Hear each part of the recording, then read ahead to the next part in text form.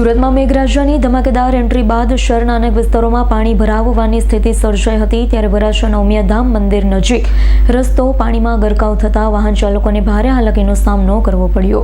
સુરત શહેરમાં છેલ્લા 24 કલાકથી સતત વરસી રહેલા વરસાદના કારણે વરાછાના ઉમિયાધામ મંદિર પાસેનો મુખ્ય માર્ગ પાણીમાં ગરકાવ થઈ ગયો છે।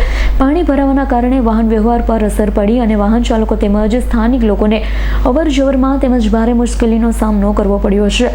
પરિસ્થિતિને ધ્યાનમાં રાખી પોલીસ, ફાયર બ્રિગેડ અને સુરત મહાનગરપાલિકાની ટીમ એલર્ટ મોડ પર મૂકવામાં આવી। અસરગ્રસ્ત વિસ્તારોમાં સતત પેટ્રોલિંગ કરાઈ રહ્યું હતું। પરિસ્થિતિ પર નજીકથી નજર રાખવામાં આવી હતી। તંત્ર દ્વારા નાગરિકોને અપીલ કરવામાં આવી હતી કે જરૂરી કામ સિવાય ઘર બહાર ન નીકળે, પાણી ભરાયેલા રસ્તાઓથી દૂર રહે, વહીવટી તંત્ર દ્વારા આપવામાં આવતી સૂચનાઓનું પાલન કરે, સુરક્ષા જ મોટી પ્રાથમિકતા છે। Bureau report S9 news Surat. અમારી તમામ માહિતીથી અપડેટ રહેવા માટે જોડાયેલા રહો S9 ન્યૂઝ સાથે।